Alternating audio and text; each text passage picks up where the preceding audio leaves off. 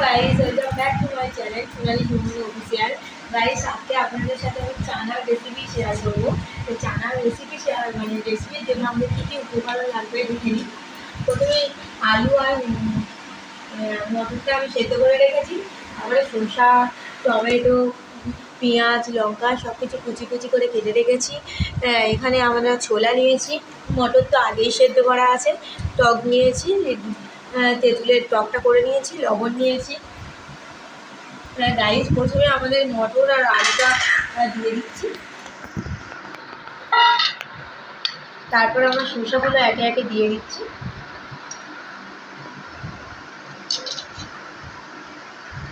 তারপর বললো পেঁয়াজটা আমরা দিয়ে দিচ্ছি।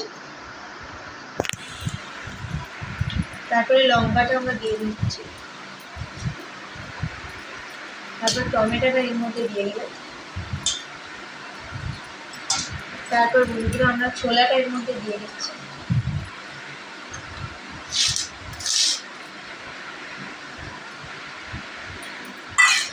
তারপরে এর মধ্যে আমরা দিচ্ছি পরিমাণ মতো জিরের গুঁড়া।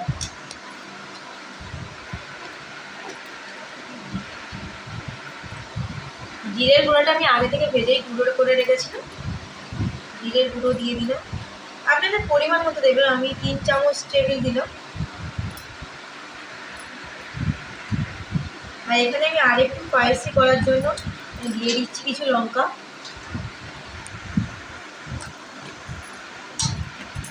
লঙ্কাটা এরকমভাবে একটু একটু সামান্য লবণ দিয়ে এরকমভাবে গুঁড়ো করে নেবেন, তাহলে আপনাদের সুবিধা হবে।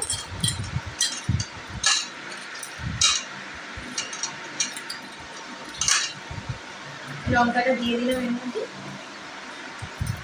তারপরে এবার এখন লবণ দেবো। আপনারা আপনাদের মানে পরিমাণ অনুযায়ী দেবেন, আমি আমার পরিমাণ অনুযায়ী দিচ্ছি। তারপরে দিয়ে দেবো আগে থেকে এই তেঁতুল গুলে রাখা টকটা।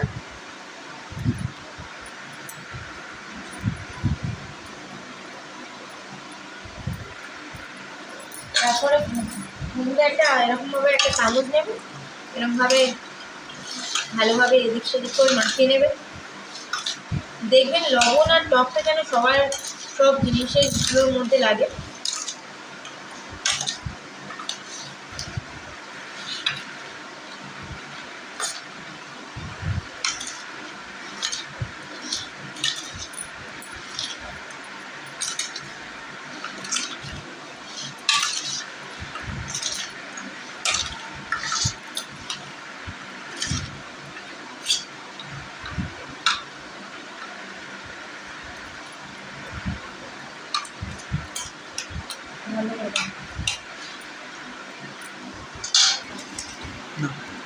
হ্যাঁ বন্ধুরা, এভাবে ভালোভাবে মাখিয়ে নেওয়া আমার প্রায় মাখানোটা কমপ্লিট হয়ে গেছে। আমি এবার টেস্ট করে দেখি যে সব কিছু ঠিকঠাক আছে কি।